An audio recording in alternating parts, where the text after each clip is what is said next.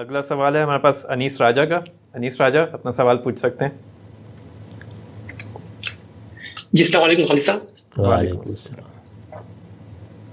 جی میرا سوال تھا، میں آپ کی کتاب پڑھا تھا الاسلام، جس میں آپ نے لکھا ہے کہ اللہ پاک نے انسان کے شعور میں ایک چیز داخل کر دی ہے کہ صحیح و غلط کیا ہے، اور لیکن اس کو کوئی بھی پھر ایکسکیوز نہ دیا جائے، اسی لیے انہوں نے ڈفرینٹ ٹائمز پہ اپنے پیغمبر اور رسول بھیجے. اور پروفٹ محمد کو جس ٹائم بھیجا تو یہ گلوبلی ایک اتمام حجت ہو گیا تھا پوری دنیا کے لیے.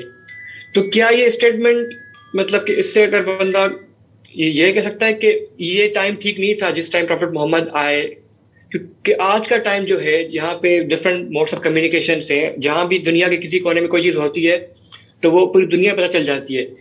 تو کیا یہ ٹائم ٹھیک نہیں تھا کہ پروفٹ محمد یا آخری جو ہمارے رسول تھے اس ٹائم آتے؟ ٹھیک ہے جی، اور کسی کو کوئی ایکسکیوز نہ ملتا. واضح ہوگی جی بات. شکریہ. لوگوں کے لیے عذر پیش کرنے کے لیے کوئی دور بھی مناسب نہیں ہے.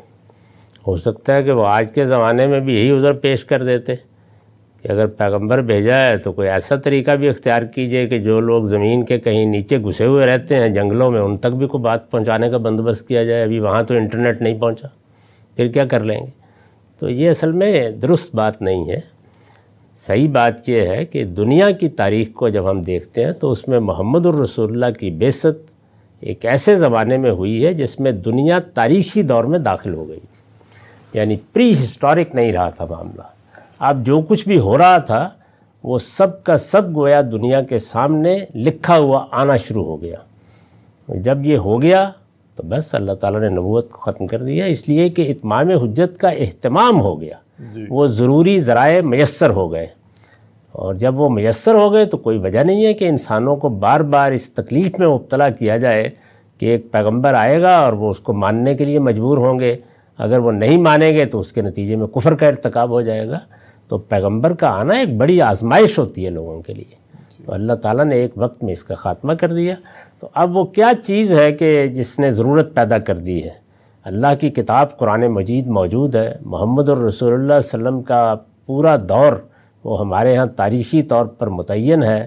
سنت ایک سنت ثابتہ کی حیثیت سے ہم تک پہنچ گئی ہے، تو اس لیے یہ وہی ہے. اور آخری بات کیا ہے؟ آخری بات یہ ہے کہ نبوت اللہ تعالیٰ کی عنایت ہے، تو اس میں وہ میرا اور آپ کا پابند نہیں ہے کہ ہم سے پوچھ کے کہے کہ فلاں دور میں بھیجیں گے. اس نے جو فیصلہ کیا وہی صحیح فیصلہ تھا. چلیے بہت شکریہ.